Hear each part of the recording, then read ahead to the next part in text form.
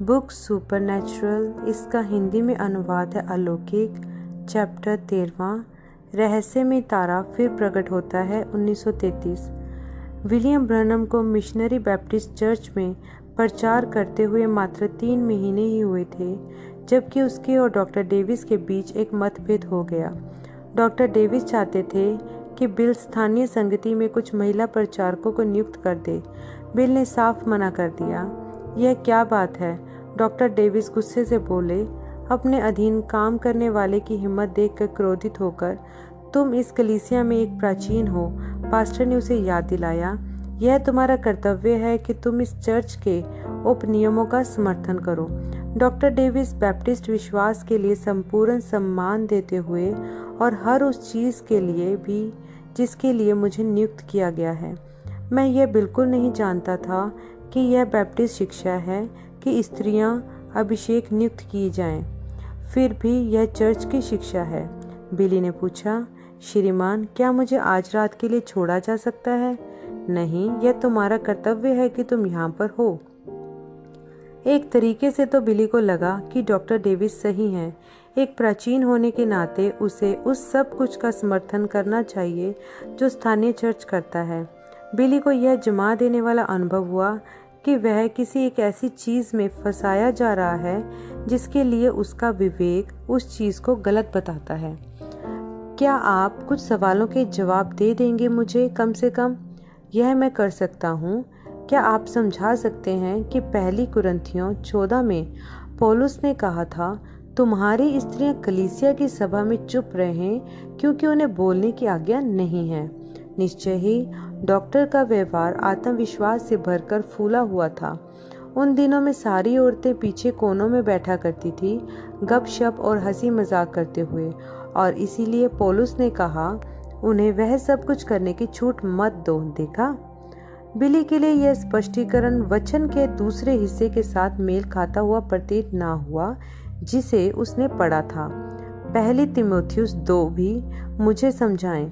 बिली अपनी बाइबल के पन्ने पलटने लगा जब तक कि वह हिस्सा उसे मिल ना गया जहां पौलुस ने कहा, मैं कहता हूँ कि स्त्री ना उपदेश करे और ना पुरुष पर आज्ञा चलाए, परंतु चुपचाप रहे, क्योंकि आदम पहले, उसके बाद हवा बनाई गई थी, और आदम बहकाया ना गया था, पर स्त्री बहकाने में आकर अपराधिनी हुई थी, तो भी बच्चे जन्ने के द्वारा उद्धार पाएगी, यदि वे संयम सहित विश्वास, प्रेम और पवित्रता में दृढ़ बनी रहे। अब डॉक्टर डेविस, मैं यह नहीं कहता कि वह कुछ गलत ही करना चाहती थी, पर उसे तो असल में धोखा देकर उसे करवाया गया था, इसीलिए खुदा उसे एक प्रचारक नहीं बनाना चाहता है। डॉक्टर डेविस की त्योरियां चढ़ गई। क्या यह तुम्हारा व्यक्तिगत मत है? यह वचन का मत है मेरे नज़रिए से। जवान, इसके लिए तो तुम्हारा लाइसेंस जब्त हो सकता है बैप्टिस्ट चर्च के द्वारा। बिली ने अपने पीछे वाली जेब से अपना बटुआ निकाला। मैं उनको इतनी परेशानी उठाने नहीं दूंगा और इसे ठीक अभी ही वापस दिए देता हूँ।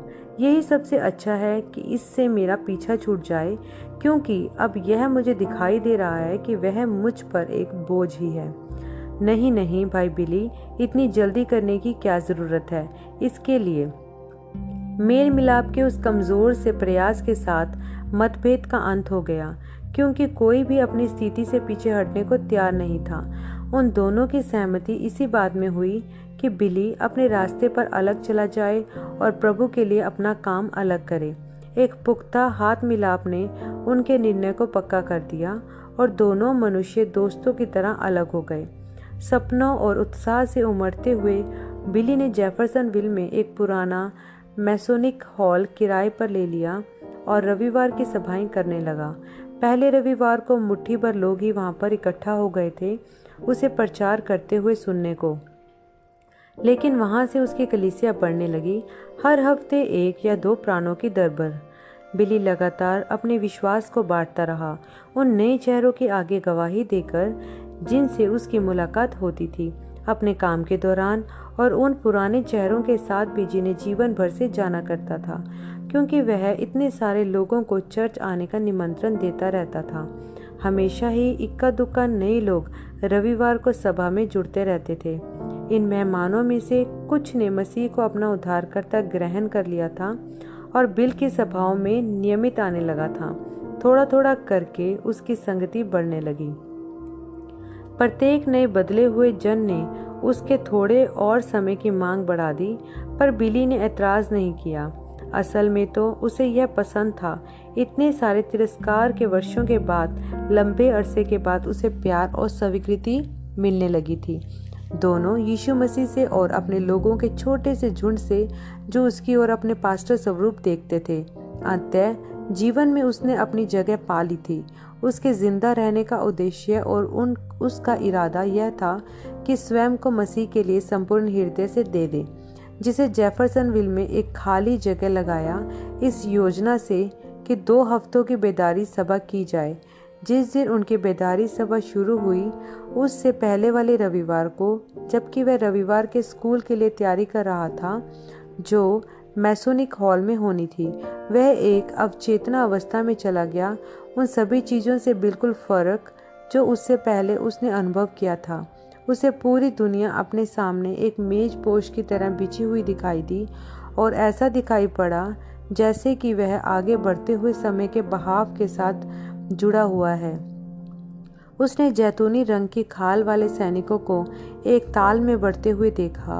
उनकी सिटकनी वाली राइफलों के ऊपर लगी संगीनें चमचमा रही थी। फिर उसने देखा इन सैनिकों को काले रंग काली खाल वाले लोगों के ऊपर हमला करते हुए देखा, जो उनसे पलटकर लड़े, भालों, कांटेदार पंजे और हंसियों से। एक आवाज ने पीछे से बिल की दाहिनी ओर से बोला। उसकी निगाह से बाहर से यह वही आवाज थी जिसने उससे उस चिनार के पेड़ में से बात की थी जब वह 7 वर्ष का था। एक गहरी गूंजती हुई आवाज ने कहा, बेनिटो मुसोलिनी इथोपिया पर हमला करके उसे ले लेगा। वह बेचारा गरीब देश उसके पैरों पर गिर पड़ेगा। इटली फिर दूसरे देशों पर भी चढ़ाई करने की चेष्टा करेगा, पर असफल हो जाएगा और स्वयं मुसोलिनी का अंत बड़े शर्मनाक ढंग से ही हो जाएगा। दृश्य बदल गया। बिल ने आदमियों की एक सेना देखी, हल्के हरे रंग की वर्दी वाले जो लड़ रहे थे गहरे स्लेटी रंग की वर्दी वाले सैनिकों के साथ। बिल देख पा रहा था सेना के टैंकों को और कंक्रीट के बंकरों, तोपों, मशीन गन के घोंसलों और कांटेदार तारों के दूर तक फैले ताने बाने को। उसके पीछे की आवाज ने समझाया, जर्मनी से उठकर एक युवा ऑस्ट्रियाई मूल का आदमी एडोल्फ हिटलर दुनिया भर को एक युद्ध में घसीट लेगा। अमेरिका भी युद्ध में शामिल हो जाएगा और इस प्रक्रिया में फ्रैंकलिन रूजवेल्ट 4थी बार राष्ट्रपति चुन लिया जाएगा। जर्मनी स्वयं को एक विशालकाय कंक्रीट की दीवार के पीछे किलाबंद कर लेगा और अमेरिका को प्राणों के रूप में एक भारी कीमत चुकानी पड़ेगी इस दीवार के पार पहुंच पाने को। परंतु जर्मनी हार जाएगा और हिटलर का एक रहस्यमयी अंत हो जाएगा। फिर से दृश्य बदल गया। उसने यूरोप को अपने सामने एक नक्शे के रूप में बिछ जाते हुए देखा और उसने राष्ट्रीय सीमाओं को बदलते और दोबारा नए राजनीतिक हिस्सों के रूप में बनते देखा। आवाज ने कहा, वहां पर 3 राजनीतिक विचारधाराएं आज संसार में आधिपत्य पाने को संघर्ष कर रही हैं, फासीवाद, नाजीवाद और साम्यवाद। पहले 2 का अंत हो जाएगा, परंतु साम्यवाद फल फूल जाएगा। रूस को ध्यान से देखते रहना जो उत्तर का राजा है। 4थी बार भी दृश्य बदल गया। यूरोप में युद्ध का रंग नीला होता चला गया और वह वापस इतिहास में धूमिल हो गया। उसकी जगह पर बिल ने तकनीक में जबरदस्त बढ़ोतरी होते देखी जो पूरी धरती में फैलती चली गई। दूसरे आश्चर्यों के बीच उसने ऐसी कारें देखी जिनकी बनावट बड़ी घुमावदार थी जैसे अंडे, और वे एक विस्तृत राजमार्ग प्रणाली पर चल रही थी। उसने ऐसी कार भी देखी जिसमें कोई चालक ही नहीं था। भीतर बैठे हुए लोगों की पीठ सामने की खिड़की की ओर थी और वे मनोरंजन के एक खेल में सारा ध्यान लगाए हुए थे, जबकि कार इलेक्ट्रॉनिक रीति से सड़क पर बढ़ती निर्देशित होती चली जा रही थी। उस आवाज़ ने कोई टिप्पणी नहीं की और दृश्य 5वीं बार फिर बदल गया। अब की बार बिल ने ऐसी स्त्रियों को देखा जिनके बाल लंबे थे और वे लंबी पोशाकें पहने हुए थी और सूचना पत्रकों को लिए चली जा रही थी, वोट डालने का अधिकार मांगते हुए। जब वे अधिकार प्रदान कर दिया गया तो उसने देखा कि उन्होंने एक युवा आदमी को चुनकर संयुक्त राज्य का राष्ट्रपति बना लिया। फिर बिल ने देखा कि स्त्रियों ने अपने बाल काट लिए, कुछ स्त्रियों ने पतलूनों पैंटों को पहन लिया, जबकि दूसरी स्त्रियों ने अपनी स्कर्टों को छोटा कर लिया और अपने ब्लाउजों को और छोटा कर लिया, इस हद तक कि उनके पहरावे अंजीर के पत्ते के जितने छोटे और उसी आकार के ना हो गए। 6वीं बार दर्शन बदला। बिल देखता गया और संयुक्त राज्य में एक अति सुंदर स्त्री उठ खड़ी हुई जिसने बड़े अच्छी तरह कपड़े पहने हुए थे, लेकिन उसकी रूपवान मुखाकृति के बावजूद उसके विषय में एक कठोरता थी जो उसके विवरण के विरोध में थी। उसे बड़े महान अधिकार दे दिए गए और उसने अपने सत्ताधिकार के द्वारा भूमि पर अपना आधिपत्य जमा लिया। बिली की दाहिनी ओर से आवाज ने कहा, एक बार और देखो।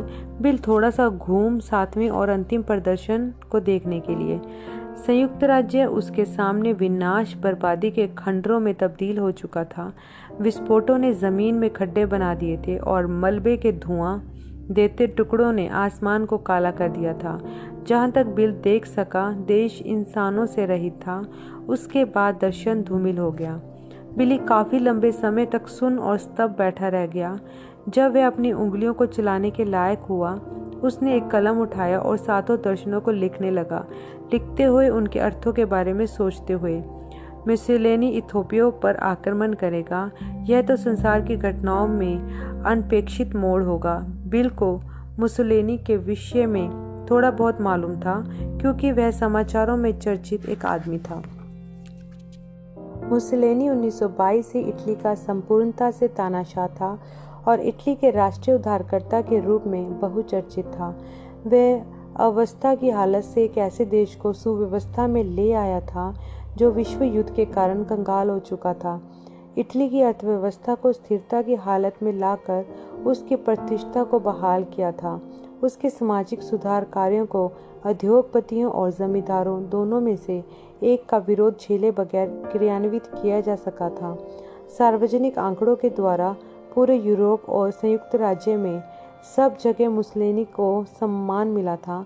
कभी कभी उसकी तुलना कैसर से तो कभी नेपोलियन से और क्रामवेल से करते हुए उसकी महान सफलता के कारण अपने देश को बदलने और संचालन करने में। भला क्यों मुसोलिनी अपने अच्छे नाम के खराब हो जाने का जोखिम उठाएगा? इथियोपिया सरीखे पिछड़े हुए देश पर आक्रमण करने के द्वारा।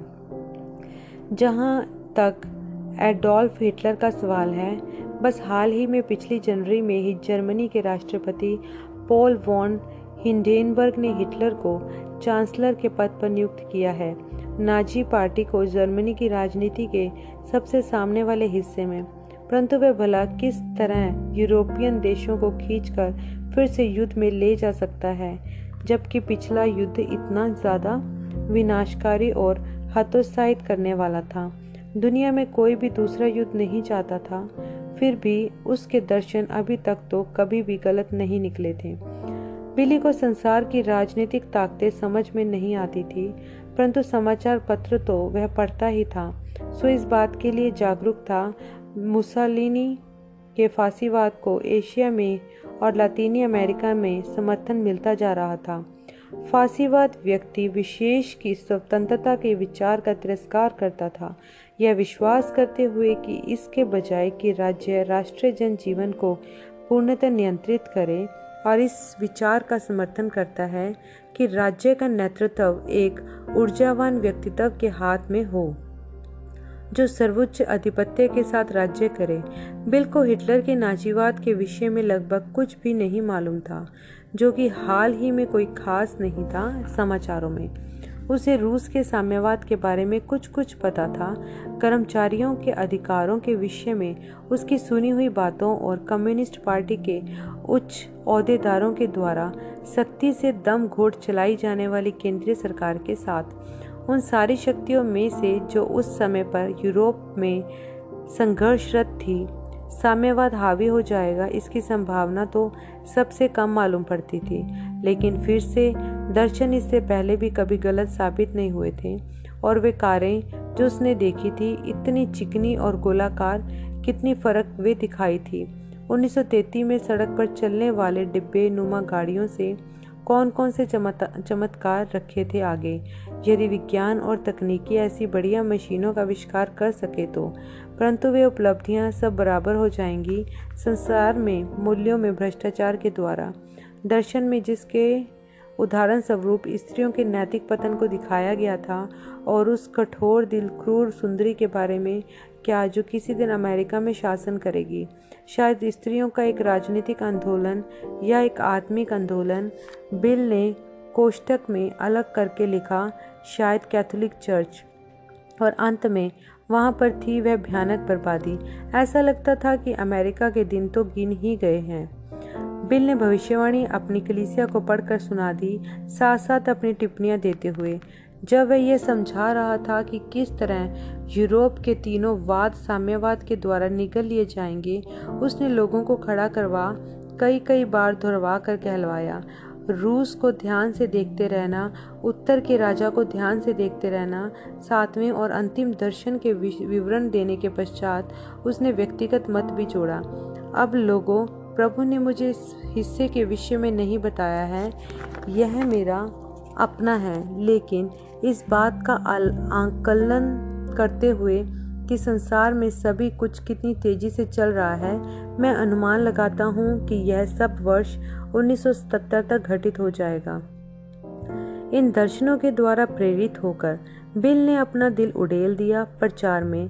किराए के तंबू तले उसकी बेदारी सभाओं की पहली रात को, हालांकि उसे अभी भी अपने बाइबल के हिस्से को जोर से पढ़ने के लिए होप की जरूरत पड़ रही थी, यह उसके प्रचार सरमन से ध्यान को भटका नहीं रहा था, क्योंकि वह भीड़ को बड़े जोरदार ढंग से यीशु मसीह के बचाने वाले अनुग्रह को स्वीकारने की चुनौती दे रहा था। अगली रात और प्रत्येक अगली रात को तंबू और लोगों से भरता गया, जब तक कि 2 हफ्ते बाद आखिरी रविवार की सुबह की सभा में बिली ब्रैनम 1000 से अधिक प्राणों को प्रचार कर रहा था। उसने अपने श्रोताओं से पूछा कि कितने लोग प्रभु यीशु मसीह के नाम में बपतिस्मा लेना चाहेंगे, और 200 से अधिक लोग सामने निकल आए। उसने सभी लोगों को नदी के पास दोबारा इकट्ठा होने के लिए कहकर सभा समाप्त की। यह था जून 11, 1933। दोपहर 2 बजे तक 1000 से अधिक लोग इन बपतिस्मे को देखने के लिए ओहियो नदी के किनारे जमा हो गए, जो कि स्प्रिंग स्ट्रीट के अंत पर था। धरती बादल रहित आसमान के नीचे पकी जा रही थी। हल्की सी हवा का झोंका तक नहीं चल रहा था, जो उस भीड़ में ठंडक पहुंचा देता। जबकि वे गा रहे थे, यर्दन के तूफानी किनारों पर मैं खड़ा आशा भरी निगाहों से देखता कनान की प्यारी खुशनुमा जमीन को, जहां मेरी मिरास है रखी, मैं पहुंच कर रहूंगा वायदे की भूमि। जब बिली तटरेखा तक पहुंचा तो उसने देखा मार्जी को, एक लड़की जो लगभग उसी की हम उम्र थी, एक चप्पू वाली नाव में बैठी थी, उस स्थान के करीब जहां बपतिस्मे देने थे। मार्जी ने बहुत ही कम कपड़े पहने थे उस नहाने की पोशाक स्वरूप। यह महसूस करते हुए कि मार्जी की स्नान वाली पोशाक भद्दी व अनुचित है, बिली ने उसे नम्रता से कहा कि क्या वह पानी से उस जगह से बाहर निकल जाएगी जब तक कि बपतिस्मे हो रहे हैं। उसने रोषपूर्वक उत्तर दिया, बिली, मुझे बाहर निकालने की ज़रूरत नहीं। ठीक बात है मार्जी, तुम्हें ज़रूरत नहीं है, परंतु यदि मैं तुम्हारी जगह होता तो मुझे सुसमाचार के लिए इतना सम्मान तो होता कि वहाँ से बाहर आ जाऊँ जहाँ मैं बपतिस्मे दे रहा हूँ। मुझसे सुसमाचार को इज्जत देने की बात मत करो। मैं एक संडे स्कूल के अध्यापक हूँ, लेकिन मैं बपतिस्मे में विश्वास नहीं करती हूँ और मुझे यहाँ से हटने की ज़रूरत नहीं है। मार्जी अपेक्षापूर्ण ढंग से दबी हंसी हंसने लगी जब बिली पलट कर वापस चला गया। बिली नदी के पानी में चलता हुआ दूर चला गया। बपतिस्मे के पहले उम्मीदवार के साथ दोनों कमर तक गहरे पानी में खड़े थे, जबकि पानी उनके चारों ओर धीरे धीरे बह रहा था। नदी की सतह इतनी चिकनी थी कि वह खुली धूप में पिघली हुई घास जैसी प्रतीत होती थी।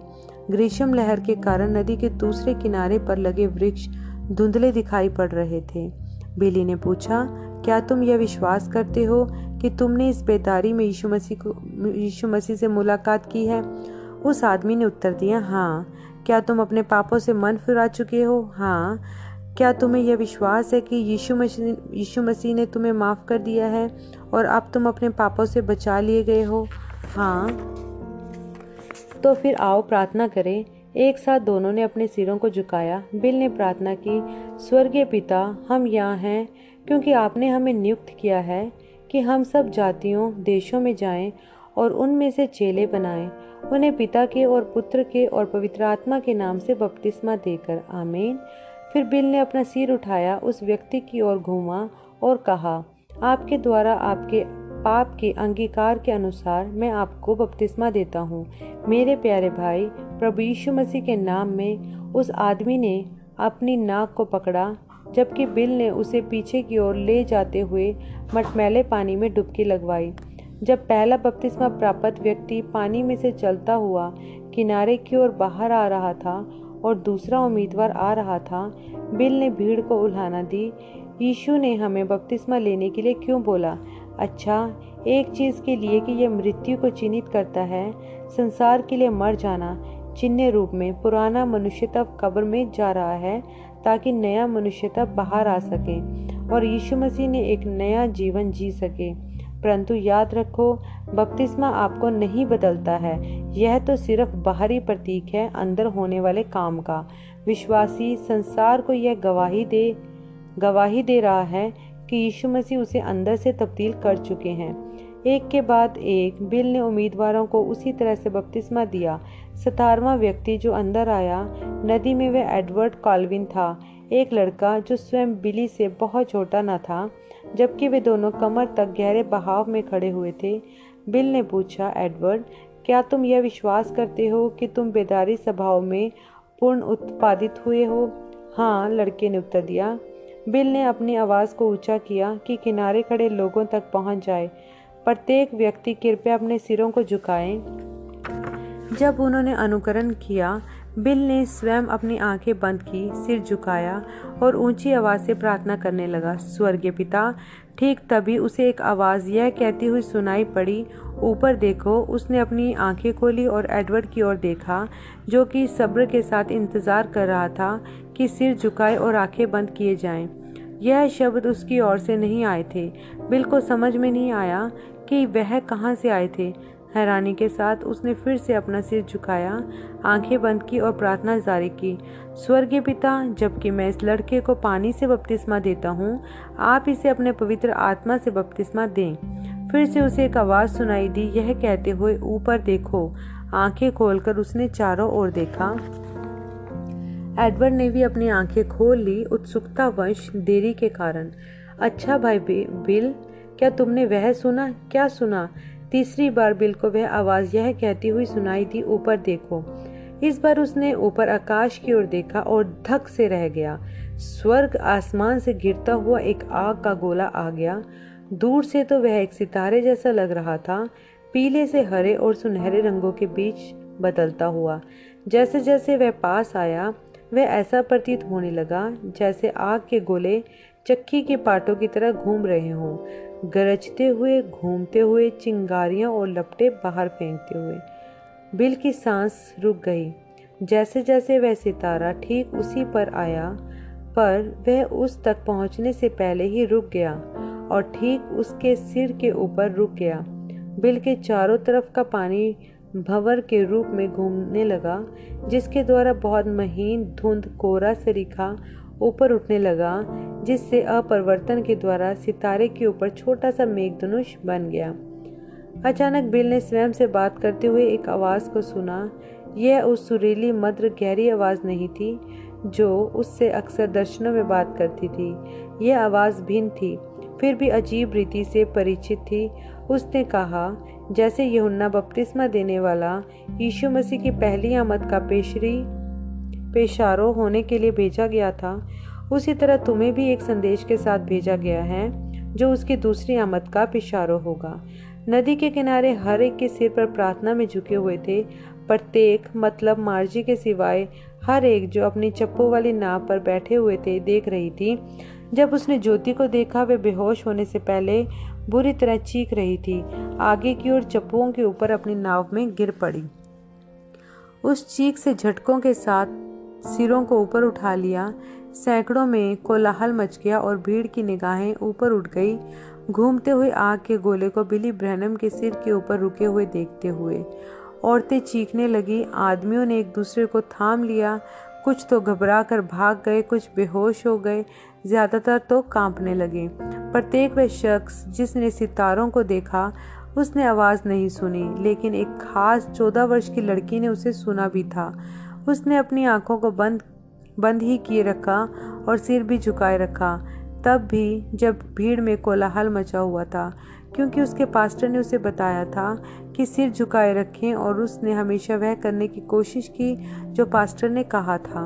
वह लड़की ने आवाज़ सुनी थी, प्रत्येक शब्द साफ साफ सुना था, और चूंकि उसने सुना था, कुछ बहुत ही शक्तिशाली उसके प्राण में गहराई तक उतर गया, ऐसे जैसे कि एक लंगर ने उसके अनुभव को जमी हुई गाद में स्वयं को दफन कर दिया हो।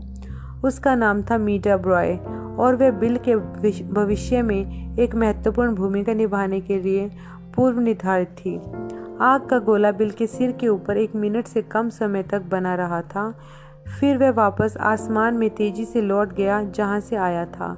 उछलते हुए पानी फिर से शांत हो गए। हवा रहित नीले आकाश के तले बिली भीड़ से बात करने लगा जब तक कि वह शांत ही ना हो गए। उसके बाद उसने बपतिस्मा देना शुरू कर दिया, जब तक कि उसने सभी 200 उम्मीदवारों को प्रभु यीशु मसीह के नाम में डुबाना समाप्त न कर लिया। जैसे ही वह छपछपाते हुए किनारे पर निकल कर आया, जेफरसनविल के व्यापारियों के एक झुंड ने उसे घेर लिया और उद्वेग के साथ पूछने लगे उस ज्योति का क्या अर्थ था। बिल ने ईमानदारी से उत्तर दिया, मुझे नहीं पता, मैं एक विश्वासी हूँ। हो सकता है कि वह अविश्वासियों के लिए एक चिन्ह हो, मैं आपको नहीं बता सकता। अगली सुबह एक स्थानीय अखबार ने इस घटना पर एक लेख निकाला जिसका शीर्षक था, रहस्यमय सितारा एक प्रचारक के ऊपर प्रकट हुआ जबकि वह बपतिस्मे दे रहा था। बाकी हर एक के लिए तो यह उत्सुकता जगाने वाली खबर थी जिस पर बातचीत की जा सके। जिस दिन अखबार निकल कर आया था उस दिन, लेकिन विलियम ब्रैनम के लिए यह उससे कहीं ज्यादा था। वह उस सुनहरी संपदित होती ज्योति के तले खड़ा हुआ था और उसकी तीव्रता के कारण उसकी आंखें चुंधिया रही थी। उसने अपने चारों ओर के पानी में हलचल, उथल पुथल और उछाल पैदा होते हुए देखा था और उस आवाज को यह उद्घोषित करते हुए सुना था, जिस तरह यूहन्ना बपतिस्मा देने वाला यीशु मसीह की पहली आमद को पेश करने के लिए भेजा गया था, उसी तरह तुम भी एक संदेश के साथ भेजे गए हो जो उसकी आमद को पेश करेगा। नहीं, यह कोई ऐसी चीज नहीं थी जिसे हल्का समझकर भूल देना चाहिए था, सिर्फ इसीलिए क्योंकि वह इतना विचित्र और समझने में कठिन लगता था।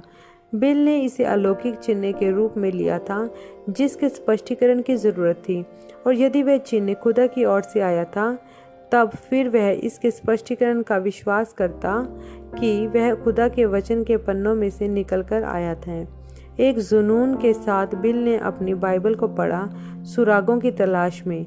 वह एक कॉपी और पेंसिल पास में रखता ताकि जो भी वचन का लेख लागू होता प्रतीत होवे उसे लिख ले।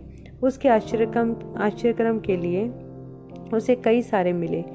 पहला हवाला जो उसे मिला, जिसमें खुदा एक अलौकिक आग के रूप में प्रकट हुआ था, वह उत्पत्ति 15:17 में था, जहां खुदा ने अब्राहम के साथ एक वाचा बांधी थी। मूसा ने खुदा को खुद से एक जलती हुई झाड़ी में से बात करते हुए सुना था, जिसे एक अलौकिक आग ही होना था, क्योंकि वह झाड़ी भस्म नहीं हुई थी। निर्गमन 3:2।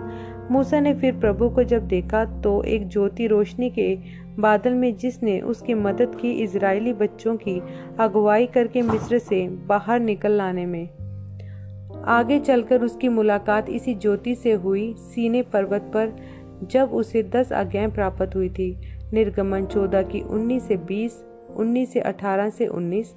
मूसा ने इसे कई बार और देखा था, उसे भी शामिल करते हुए, जब उसने जंगल में मंदिर, आराधनालय, तंबू का समर्पण किया था, जिसके कारण वह यह लिखने को प्रेरित हुआ, क्योंकि प्रभु तेरा खुदा एक भस्म करने वाली आग है। लय व्यवस्था 9:24, व्यवस्था विवरण 4:24। सुलेमान ने उसे देखा था जब उसने पहले मंदिर का यरूशलेम समर्पण किया था। दूसरा इतिहास 7:1। सैमसन के पिता मनोहा ने उसे देखा था जब उसकी मुलाकात प्रभु के दूत से हुई थी। न्यायों 13:19-20। एलिया ने उसे करमल पर्वत की चोटी पर देखा था। 1 राजा 18:38। यहेजकेल ने उसे एक दर्शन में देखा था। यहेजकेल 1:4। दाऊद ने भजन 18 में उसका विवरण दिया है। शाऊल तारसी को मसीहों को सताने के लिए जाते समय दमिश्क की राह पर स्वर्ग से आई ज्योति ने अंधा कर पटका था। उसे तो उस ज्योति में से एक आवाज़ भी सुनाई दी थी, यह बोलती हुई, मैं यीशु हूँ जिसे तू सताता है। प्रेरित 9:15। अंततः दानियल और यूहन्ना दोनों ने उस ज्योति को देखा था। प्रभु यीशु मसीह में संदेह देहधारी हुए। दानियल 10:5-7। प्रकाशित वाक्य 1:14-15। यह आयतों का एक भौचक्का कर देने वाला एक विस्तार था, जिसके बाद बिल के मन में कोई सवाल बाकी ना रह गया था कि पिछले रविवार जिसे उसने आकाश में देखा था वह वचनानुसार एक परंपरा है जो बाइबल में उत्पत्ति से लेकर प्रकाशित वाक्य तक पाया जाता है। पुष्टिकरण के लिए इससे ज़्यादा वह और क्या मांग सकता था। उसे यह महसूस हो गया कि वह खुदा के पास से ही आया था। अगली बार बिल का ध्यान इस तथ्य पर गया कि वह नदी, जो कि शीशे की तरह शांत सहज थी, वह अचानक से अस्थिर हो गई थी। उसके चारों ओर जब वह ज्योति प्रकट हुई थी, उसके समान एकमात्र चीज़ जो उसे बाइबल में मिली थी वह यूहन्ना 5:4 में थी। क्या यह संभव है कि वह ज्योति जो उसके ऊपर आई थी, उस नदी में वह वही दूत था जिसने बैतसैदा के कुंड के पानी में हलचल पैदा कर दी थी प्राचीन यरूशलेम में।